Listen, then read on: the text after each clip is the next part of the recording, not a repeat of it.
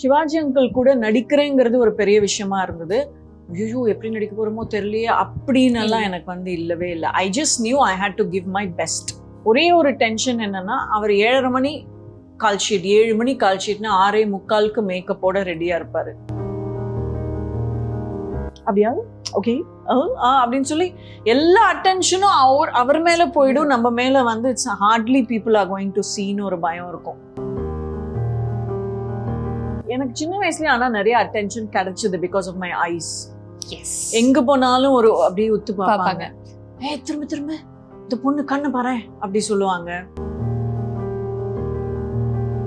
நான் அப்ப வந்து பயங்கரமான Rahman fan, crazy AR Rahman fan. And I was the most heartbroken one that he had become a Muslim because I was a Hindu back then. Dileepaவே இருந்திருக்கலாம்.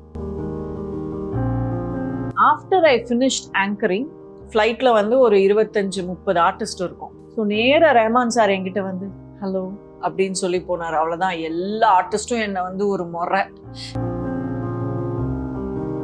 35 இயர்ஸ்க்கு முன்னாடி அந்த ஒரு ப்ளூ ட்ரெஸ்ஸோட காஸ்டியூம்க்கு ஃபுல் குந்தன் ஜுவல்லரி போட்டிருந்தேன். அந்த ஜுவல்லரி மட்டும் அப்போ 40,000. அப்போ 35 இயர்ஸ்க்கு முன்னாடி. So I was like what 40, அது சம்பளம் கூட இல்லை. அது நான் வந்து மறந்து போய் அவர்கிட்ட வந்து so I went for shooting and we did this. நீ எதுக்குமா இங்கிலீஷில் பேசுகிறப்போ, இது இங்கிலீஷ் செட்டா ஹாலிவுட்டா, எப்போ அது ஹாலிவுட்டாப்பா அப்படின்லாம் கேட்பாரு.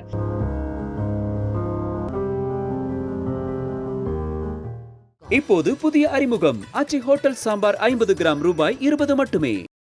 மிஸ் வாவ் தமிழ் நேயர்களுக்கு வணக்கம். இன்னைக்கு நம்ம கூட ஆக்ட்ரஸ் மோகினி மேம் இருக்காங்க. வணக்கம் மேம். வணக்கம். எப்படி இருக்கீங்க? Super. Yes, so happy to meet you. ரொம்ப சந்தோஷம். Decades of being in the industry, 13 வயசுல ஆரம்பிச்ச கெரியர்லையா மேம், இப்போ ரொம்ப குட்டி பொண்ணா ஸ்டார்ட் பண்ணதுதான். அந்த ஒரு குட்டி பொண்ணுக்கு இப்போ நீங்க என்ன சொல்லணும்னு நினைக்கிறீங்க? when you look back, what do you want to tell that 13-year-old?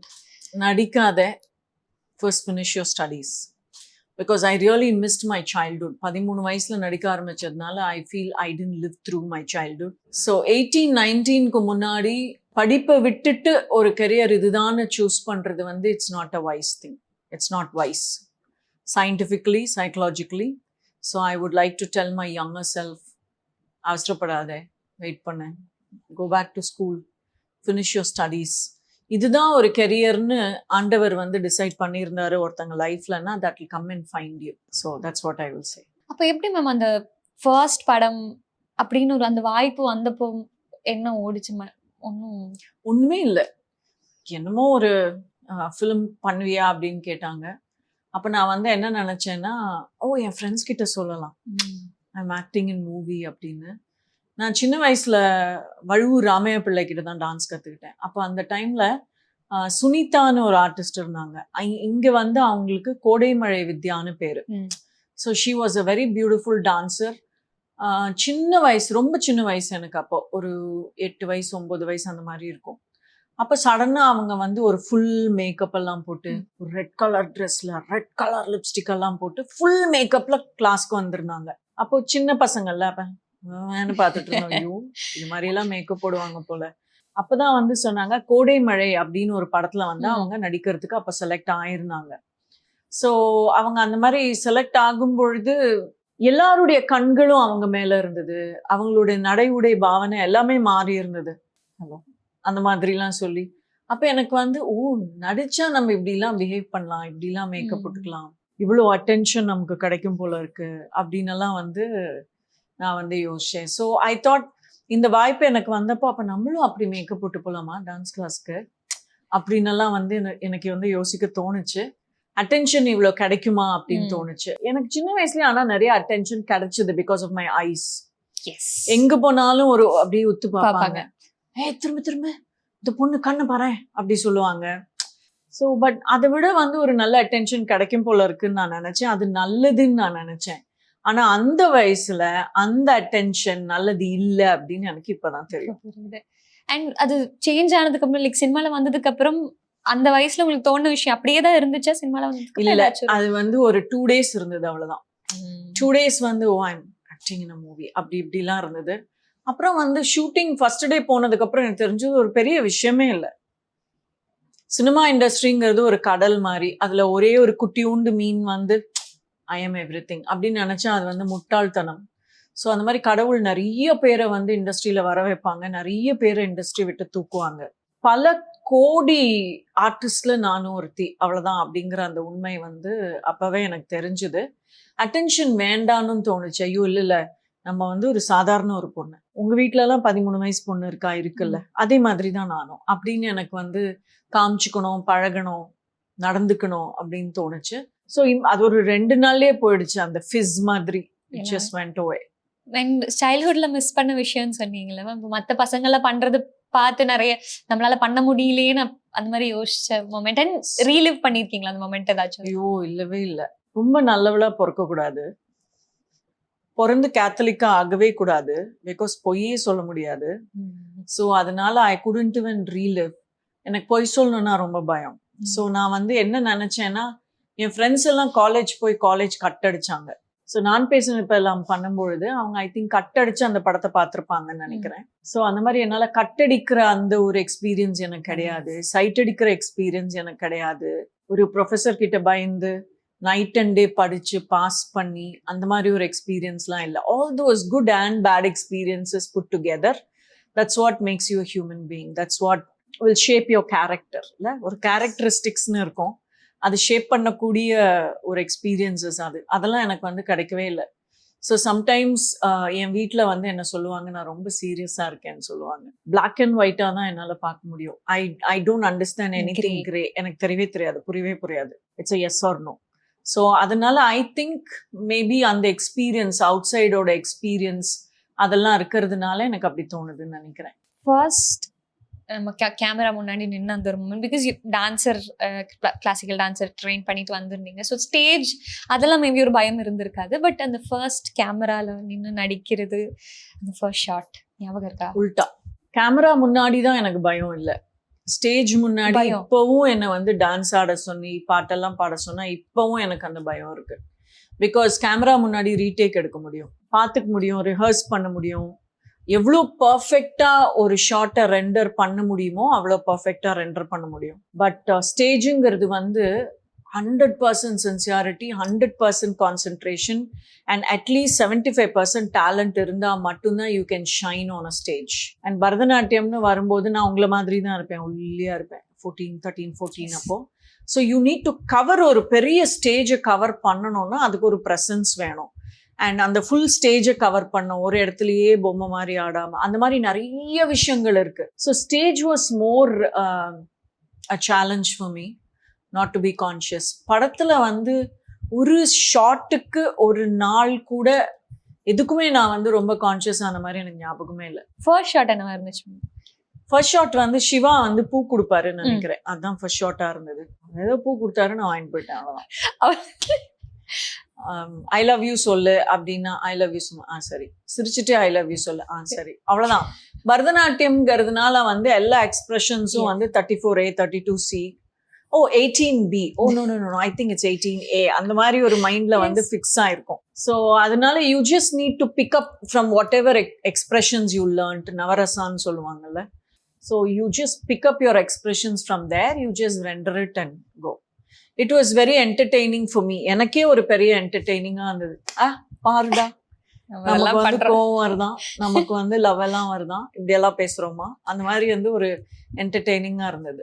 But அந்த இனிஷியல் பீரியட்ல அப்படி இருக்குமான்னு தெரியாது மேம் சின்ன பசங்களுக்கு. பட் அந்த இமோஷன்ஸ் உள்ளுக்குள்ள எடுத்து, லைக் வெளியே நம்ம எக்ஸ்பிரஸ் பண்றது, உள்ளுக்குள்ள அதை எடுத்து அதை ப்ராசஸ் பண்ணி அந்த மாதிரி. Method acting I am not for method acting, loose ஆயிடும் சீக்கிரம். பக்குபாவா பிரகாஷ் ராஜ் தவிர எனக்கு தெரிஞ்சு மெத்தட் ஆக்டிங் வந்து ரகுவரன் பண்ணாரு. லேடிஸ்ல வந்து ரொம்ப ரேரு, லேடிஸ்ல வந்து ரொம்ப, because we get very easily emotional, ஆனா we are also stronger human beings emotion wise. Ladies are women are very very strong in our emotions. அது எவ்வளவு கொடுக்கணும்னு தெரியும், எங்க கொடுக்கணும்னு தெரியும், எங்க கண்ட்ரோல் பண்ணணும்னு தெரியும், எங்க கட் ஆஃப் பண்ணணும்னு தெரியும். ஸோ மெத்தட் ஆக்டிங்ல வந்து எனக்கு நம்பிக்கை கிடையாது. ஏன்னா பேரே ஆக்டிங், உள்ளெல்லாம் வாங்கி the only method I need to do is எந்த லைட் வாங்கணும், எந்த கேமரா ஆங்கிள் இருக்கு, கண்டினியூட்டி என்ன இருக்கு, பக்கத்துல இருக்கிற ஆர்டிஸ்ட் வந்து என்ன ரியாக்ட் பண்றாரு, அவரோட கியூ என்ன, எதுக்கப்புறம் வந்து நான் வந்து என் டயலாக் சொல்லணும், என் டயலாக் சொல்றதுக்கு நடுவுல நான் எப்படி பார்த்து ரியாக்ட் பண்ணோம், இதெல்லாம் தான், இந்த மெத்தட் தான். ரொம்பலாம் உள்வாங்கி அப்புறம் நிஜமாவே லவ் பண்ணி நிஜமாவே கல்யாணம் பண்ணி அப்ப வருஷத்துக்கு வந்து ஒரு 25 பேரை லவ் பண்ணி 32 பேரை கல்யாணம் பண்ணி இதெல்லாம் வந்து too much of confusion. No. அதுவும் மேக ஊர்வலம் பாட்டு பத்தி எனக்கு ஒரு 2 லைன் பாட முடியுமா? எனக்கு அதுவும் மேக ஊர்வலம் எல்லாரும் காத முடிச்சு. I don't know today if my voice is good. அதோ மேக ஊர்வலம் அதோ மின்னல் தோரணம் அங்கே பாவம் இளையராஜா அங்கிள். இதோ காதல் ஊர்வலம் இதோ காமன் உற்சவம் இங்கே. பியூட்டிஃபுல். மனோ மட்டும் கேட்காம பாத்துக்கங்க, அழுதுடுவாரு. How is அது ஒரு மேஜிக்கலான ஒரு செட் மாதிரி இருக்கும்ல மேம் அந்த சின்ன It வயசு. was very tedious. Yeah. It was very tedious because அதுல ஒரு ப்ளூ சாரி இருக்கும். அந்த காலத்துல I think இருமான Rojave was released in 91 correct. 35 இயர்ஸ்க்கு முன்னாடி அந்த ஒரு ப்ளூ ட்ரெஸ்ஸோட காஸ்டியூம்க்கு ஃபுல் குந்தன் ஜுவல்லரி போட்டிருந்தேன். அந்த ஜுவல்லரி மட்டும் அப்போ 40,000. அப்போ 35 இயர்ஸ்க்கு முன்னாடி. So I was like what 40, அது சம்பளம் கூட இல்லை. அது என்னோட சம்பளத்தை விட அந்த நகை வந்து ரொம்ப ஜாஸ்தி. So I was very very surprise. இவ்வளோலாம் வேஸ்ட் பண்ணுவாங்களா, கோல்டு கூட இல்லை இவ்வளோ வேஸ்ட் பண்ணுவாங்களான்னு. அப்புறம் வந்து ஒரு என்னுடைய தலையை வந்து ஒரு மேக்னெட்டிக் ஃபீல்டில் எடுத்துட்டு போனா தலை ஒட்டிடும், வெளியிலேயே எடுக்க முடியாது, அவ்வளோ ஹேர் பின்ஸ். ஓகே. தலை ஃபுல்லாக hair pins. So it took about 2 hours for me to get ready for one dress. And every dress was very different. Yes. அப்புறம் வந்து கொஞ்சம் மிட்ரிஃப் எல்லாம் தெரியும். ஸோ 13 இயர்ஸ்ல வந்து மிட்ரிஃப் எல்லாம் தெரியுற மாதிரி போடுறதெல்லாம் வந்து கொஞ்சம் அப்படியே ஒரு மாதிரி அப்படியே கஷ்டமா இருந்தது. நான் வந்து இப்படி போடுற மாதிரி எல்லாம் போத்திட்டு எல்லாம் செட்டுக்கு போவேன், பேன் கேக் வந்துடும். ஸோ ஃபங்க்ஷனாலிட்டி இஷ்யூஸ் நிறைய இருந்தது. பட் அந்த ஃபிலிமுடைய அந்த செட்டில் லைட்மேன்லேருந்து டைரக்டர்லேருந்து கொரியோகிராஃபர் வந்து ரகு மாஸ்டர், பிருந்தாக்கா வந்து இருமான ரோஜாவை படத்துல வந்து அசிஸ்டண்டா இருந்தாங்க ரகு மாஸ்டருக்கு. ஸோ பிருந்தாக்காலேருந்து சிவாலேருந்து டான்சர்ஸ்லேருந்து எவ்ரி சிங்கிள் பர்சன் இந்த செட் வந்து we all enjoyed that song when we were working. மனோட வாய்ஸ்ல அவ்வளோ ஒரு பியூட்டிஃபுல்லான ஒரு சாங். நான் அதோடைய பேக்ரவுண்ட் ஸ்டோரி வந்து நான் கேள்விப்பட்டேன். எப்படின்னா, எனக்கு நிஜமான முடியாது, இருமான ரோஜாவையில என்னுடைய நிஜமான முடி டில் ஹியர் இருக்கும். ஸோ அந்த முடி ஒரு ஹீரோயின், இந்த படத்துல இந்த ஹீரோயின் நடிக்க போது இவ்வளோ பெரிய ஒரு முடி இருக்குன்னு சொல்லி அதுக்காக எழுதின ஒரு பாட்டு, ஒரு சீக்வன்ஸ் தான் அது. ஸோ அதனால it was very very beautiful. அதோடைய ஃபர்ஸ்ட் ஷாட் வந்து எனக்கு ஞாபகம் இருக்கு. ஒரே நாள் அழகிய முகம் பார்த்தேன், ஒரு வீணை சாங், வீணை ஒரு பிட்டு வரும். அப்ப நான் அப்படியே எந்திரிச்சு பின்னாடி வந்து 3 இருக்கும், அப்படி சிரிக்கணும். அதுதான் வந்து ஃபர்ஸ்ட் ஷாட் அந்த சாங்கோடது. ஸோ அது வந்து என்ன ஸ்டூல் மேலெல்லாம் நிற்க வச்சிருந்தாங்க வேற. நான் வந்து ஏசப்பா இது என்ன, இது ஸ்டூல்லலாம் நிற்க வச்சிருக்காங்க, நான் வந்து விழுந்துட்டா என்ன பண்றது அப்படின்னலாம் ஐ வாஸ் வெரி கான்ஷியஸ். அப்போ ரகு மாஸ்டர் சொன்னாரு, நீ பாரு இந்த சாங் வந்து நீ ஆயுசு காலம் வரைக்கும் இந்த மாதிரி ஒரு சாங் உனக்கு கிடைக்காது அப்படின்னாங்க. Which is very true, very true. இந்த ஜெனரேஷனுக்கு we all listen to that song ma'am. எல்லாரோட பிளேலிஸ்ட்லயும் அது ஆமா, very melodious, very melodious, and the choreography was excellent, the cinematography was excellent. நம்பி அங்கிள் முத்தெல்லாம் போடுற மாதிரி எல்லாம் இருக்கும்ல அதுல. So we shot only in the nights. ஏன்னா அந்த லைட்ஸ் காஸ்டியூம்ஸ் எல்லாம் வந்து ரொம்ப ஒரு டே டைம்ல வந்து ஷூட் பண்ண முடியாதுன்னு சொல்லி நைட்டு வந்து ஒரு 7:30 8 ஆரம்பிப்போம், விடிய காலையில 5 மணிக்கு முடிப்போம். ஸோ அப்போ கூலாவும் இருக்கும், நைட்டு வந்து கூலாவும் இருக்கும், டே ஃபுல்லா தூங்கிட்டு ஃப்ரெஷ்ஷா வரும் evening. So we shot, I think that song was taken in 6 nights. Song மட்டும் 6 nights எடுத்தோம். உங்களோட கெரியர்ல இருக்கிற ஒவ்வொரு சாங்ஸும் எடுத்தா we can talk about each songs. அவ்வளோ you blessed with such good songs இல்ல மேம்? Absolutely. Yes. ரஹ்மான் சாரா இருக்கட்டும், ராஜா சாரா இருக்கட்டும். Yes, I'll come to the scipy. Yeah. Lot of people. Yeah. Lot of music. But secondly எனக்கு சின்ன மருமகள் படத்தை பற்றி தான் கேட்கணும் with Sivaji. So you very young and நீங்கள் சொன்னீங்க ஃபர்ஸ்ட் ஷாட் எனக்கு அவர் கூட தான் இருந்துச்சுன்னு சொன்னீங்க. How was that moment? எனக்கு பயமே இருக்குல்ல actually. I truly was not scared or worried or concerned or conscious or anything. It was just like another day, but I was always taught to be humble. So ஒரு மொமெண்ட்டை ஒரு விஷயத்த எனக்கு exaggerate பண்றதுக்கு எங்க அப்பா அம்மா சொல்லி கொடுக்கல. எப்படின்னா ஒருத்தங்க வந்து ஒரு சாரி நல்லா இருக்குன்னு சொன்னா தேங்க்ஸ், அதோட அது என் மெமரியிலேருந்து போயிடும். I'm looking good in this sorry, I am very beautiful அப்படின்னு நான் அதில் அந்த பில்டப்பே எனக்கு வந்து இருக்கவே இருக்காது. சிவாஜி அங்கிள் கூட நடிக்கிறேங்கிறது ஒரு பெரிய விஷயமா இருந்தது. ஐயோ எப்படி நடிக்க போறோமோ தெரியலையே அப்படின்னு எல்லாம் எனக்கு வந்து இல்லவே இல்லை. I just knew I had to give my best. ஒரே ஒரு டென்ஷன் என்னன்னா, அவர் 7:30 மணி கால் ஷீட், 7 மணி கால் ஷீட்னா 6:45 மேக்கப்போட ரெடியா இருப்பாரு. ஸோ அந்த 6:45 போயிடணும், இல்லைன்னா 5 நிமிஷம் முன்னாடி போயிடணும். ஸோ அந்த ஒரு இது மட்டும் இருக்கும். சிவாஜி அங்கிள் கிளம்பிட்டாரா அப்படின்னு சொல்லிட்டு ஸோ லபோதிபோன்னு ஓடி போய் so what we did was, நான் வந்து ரூம்லயே மேக்கப் போட்டுக்கல, அங்கே அந்த லொகேஷன் போய் அப்படியே தூக்க கலக்கத்தோட அப்படியே போய் உட்காருவேன். கிருஷ்ணகாருன்னு எனக்கு அப்போ ஒரு மேக்கப் மேன் இருந்தாரு, அவர் தான் வந்து மேக்கப் போட்டாரு. ஸோ அவர் ரொம்ப கஷ்டப்பட்டு நான் அப்படியே தூங்கிட்டே இருப்பேன் மேக்கப் சேர்ல, அவர் வந்து மேக்கப் போட்டு ரெடி பண்ணி உட்கார வைப்பார். I was like 14 or 15 years. ஆமா, I think I would have handled that experience better now like a professional. அப்ப வந்து ஒரு சின்ன பொண்ணை வந்து டிஸ்னி வேர்ல்ட் கூட்டு போற மாதிரி இருந்தது. வித் ஆல் த காஸ்ட், அது அந்த படத்துல இருக்கிற காஸ்டா இருந்தாலும் இட்ஸ் வெரி ஹியூஜ் காஸ்ட்ல ma'am. Like Vadivukkarasi aunty. Yes. So initial stage உங்களுக்கு நீங்க சொல்லியிருக்கீங்க படம் ஒரு பிரெட் அண்ட் பட்டரா இருந்தது கிடையாது, எப்போதுமே இருந்தது கிடையாதுன்னு சொல்லி இருந்தாலும், பட் நம்ம ஒவ்வொருத்தவங்க கிட்ட இருந்தும் எடுக்கிற சின்ன சின்ன விஷயங்கள் இருக்குல்ல மேம். அந்த மாதிரி இப்போ சிவாஜி சாரா இருந்தாலும் வடிவுக்கரசி அம்மா இருந்தாலும் அந்த எக்ஸ்பீரியன்ஸ் இனிஷியல் ஸ்டேஜ்ல எவ்வளவு ஹெல்ப் பண்ணிருக்கு? வடிவுக்கரசி ஆண்டி வந்து இன்னி வரைக்கும் ஒரு family, a person in a family. நான் அவங்கள பார்த்து ரொம்ப வருஷம் ஆச்சு, but I am very sure நான் இப்ப பார்த்தா கூட ஆண்டி அப்படின்னு போய் கட்டி பிடிச்சிருவேன்னு நினைக்கிறேன். ஸோ அவங்க வந்து ரொம்ப ஸ்வீட், அவங்க மனசுல என்ன இருக்கோ அதுதான் வெளியில வரும். அவங்களுக்கு வந்து பொய் சொல்லி நடிச்சு ஒருத்தங்களை வந்து காக்கா பிடிச்சு அதெல்லாம் அப்படிலாம் தெரியவே தெரியாது. ஸோ ரொம்ப என்கரேஜ் பண்ணுவாங்க. அப்போ வந்து அந்த ஃபிலிம்ல full film I was in saris, cotton saris, குண்டா காமிக்கணும் அப்படின்னே எனக்கு full and full cotton saris பண்ணியிருந்தாங்க. ராமகிருஷ்ணா அங்கிள் தான் காஸ்டியூமர். அந்த காட்டன் சாரீஸ் வந்து கட்டும்போது ஒரு 108 பின் இருக்கும் அதுல, பிகாஸ் எனக்கு பயம் சாரி விழுந்துருன்னு சொல்லிட்டு. ஸோ ஒரு இந்த ஷார்ட் வந்து அப்படி இப்படி பண்ணிட்டே இருப்பேன். அப்ப மட்டும் வடிவுக்கரசி அம்மா வந்து சொன்னாங்க, ஏன் மஞ்சு இப்படி பண்ற, எதுக்கு இப்படி சாரி விழுந்துருமா, அதெல்லாம் விழாது, பின் போட்டிருக்கல, சும்மா அட்ஜஸ்ட் பண்ணிட்டு இருக்காத, ஏன்னா மற்றவங்களோட அட்டென்ஷன்லாம் இப்போ வந்து உன்னுடைய சாரிக்கு வந்து போகுது அப்படின்னு வந்து சொன்னாங்க.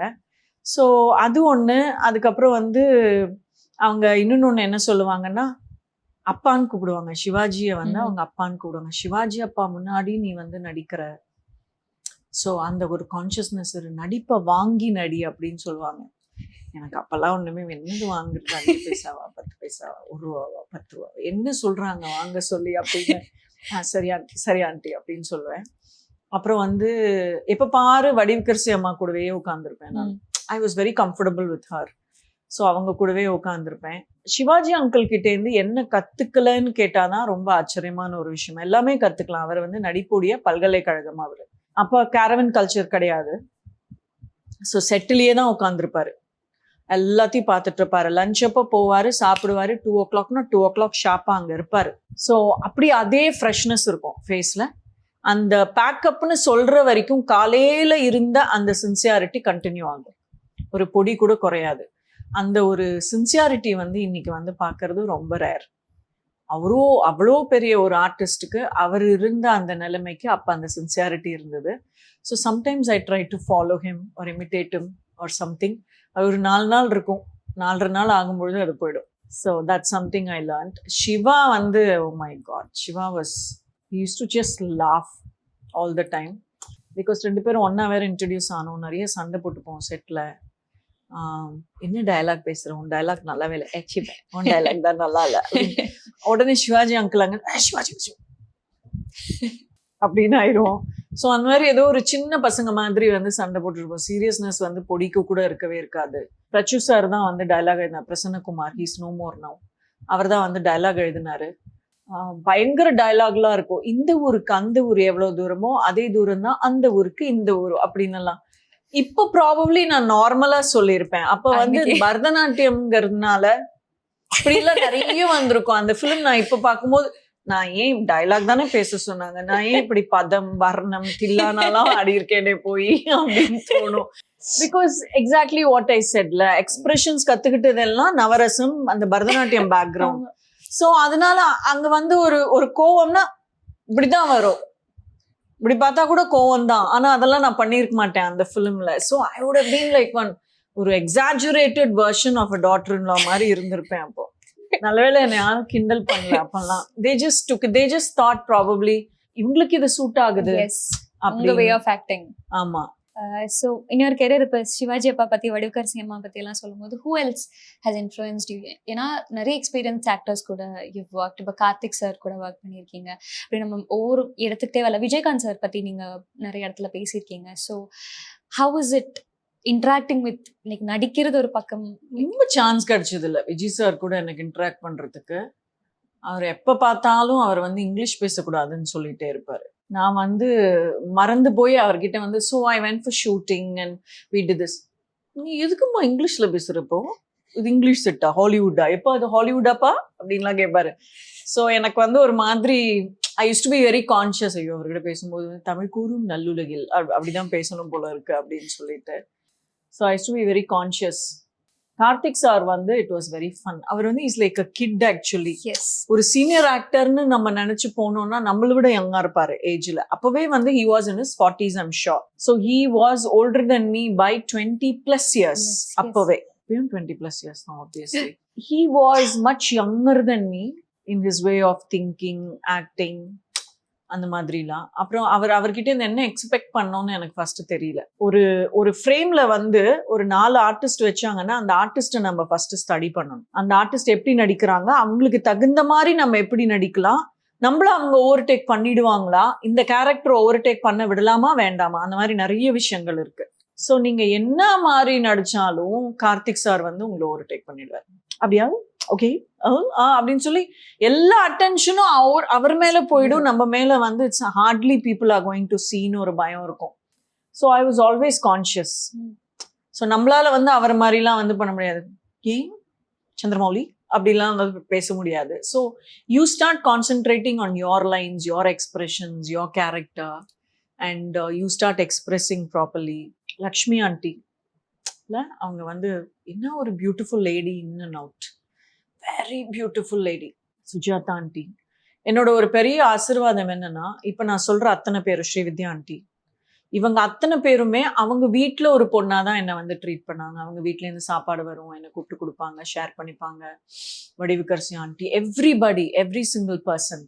அண்ட் நிறைய லக்ஷ்மி ஆண்டிலாம் வந்து கத்து கொடுப்பாங்க. அவங்க வந்து ஒரு one type of touch up cloth மாதிரி வச்சிருப்பாங்க. I think it's a skin of some animal or something. அவங்க வந்து சொல்லுவாங்க இது யூஸ் பண்ணு, இது வந்து யூஸ் பண்ண அந்த மேக்கப் வந்து கரெக்டா நிற்கும் அப்படின்னு எல்லாம் சொல்லுவாங்க. எனக்கு வந்து அவங்க அது அனிமல் ஸ்கின்னு சொன்னதுலேருந்து வந்து அப்படியே ஆண்டி நான் சும்மா தொட்டு பார்க்கட்டுமா ஆண்டி அப்படிலாம் சொன்னேன். உனக்கு வேணும்னா யூஸ் பண்ணு, நீ சும்மா இந்த மாதிரி வியர்டாலாம் பண்ணாத அப்படின்னு சொல்லுவாங்க. அப்புறம் சமைக்கிறதுக்கு கற்றுக் கொடுப்பாங்க நிறைய. நான் அப்போ வந்து பயங்கரமான ரஹ்மான் ஃபேன், ஒரு one crazy AR Rahman fan. And I was the most heartbroken one that he had become a Muslim because I was a Hindu back then, right? திலீபாவே இருந்திருக்கலாம். வீட்டுல வந்து கல்யாணம் பண்ணிக்கிறேன்னு சொன்னா சண்டையாவது போடாம இருப்பாங்க. அந்த அளவுக்கு வந்து ஒரு planning மைண்டுக்குள்ள. And I knew he was very young. Probably he is only like a little bit older than me, I think. So Lakshmi aunty வந்து கிண்டல் பண்ணிட்டே இருப்பாங்க, பிரியாணி எல்லாம் கத்துக்கோமா, உனக்குதான் ரஹ்மான் பிடிக்கும்ல, இப்ப அவனெல்லாம் கல்யாணம் பண்ணிக்கணும், நீ பிரியாணி எல்லாம் கத்துக்கணும் அப்படிலாம் சொல்லுவாங்க. மீட் பண்ணிருக்கீங்களா? நான் yeah, I met him once. I have actually been an anchor for his very first music show in Malaysia. Wow. Amma, I was the anchor, 40,000 people. How was that moment? Oh, it was fabulous. எனக்கு என்ன வந்து பேசலாம் சொன்னா நல்லா பேசிடுவேன். After I finished anchoring, flightல வந்து ஒரு 25-30 artist இருக்கும். So நேரா ரஹ்மான் சார் என்கிட்ட வந்து ஹலோ அப்படின்னு சொல்லி போனார். அவ்வளவுதான். எல்லா ஆர்டிஸ்டும் என்னை வந்து ஒரு முறை, நாங்கெல்லாம் இங்க உட்காந்துருக்கோம், அதென்ன உன்கிட்ட மட்டும் வந்து ஹலோ சொன்னாரு அப்படின்னு. எனக்கு தெரியாதே, ஒருவேளை நான் நின்னுட்டு இருக்கேன்னு சொன்னாரோ என்னமோ தெரியலையே. I was just looking for a seat. Makeup பாக்ஸ்லாம் மேல வச்சுட்டு I was about to sit down. That's when he entered. He didn't say hello, hi to anyone. He came straight to me, said hello. அவ்வளவுதான். அதுக்கப்புறம் யாருமே என்கிட்ட பேசவே இல்லை. Full flight.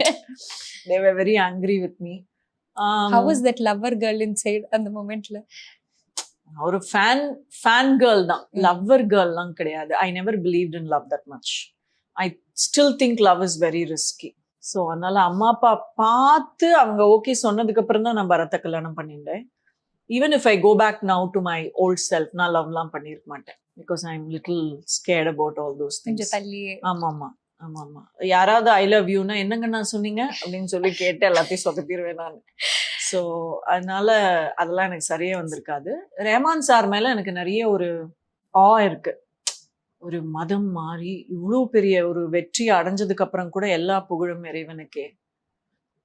All glory to God. அதுதான் வந்து கேத்தலிக்லயும் நாங்க வந்து பிலீவ் பண்ற ஒரு விஷயம். அதனால அவர் மேல எனக்கு நிறைய மரியாதை இருக்கு. லவ்வர் கேர்ள் மூமெண்ட்ல கிடையாது. இப்போ ஸ்ரீவித்யா மேம் பத்தி பேசும்போது லைக் எப்போ லாஸ்ட் டைம் மீட் பண்ணீங்க மேம்? அவங்க இறந்து போகிறதுக்கு ஒரு 1 வீக் முன்னாடி அவங்க கிட்ட நான் பேசுவேன் ஃபோன்ல.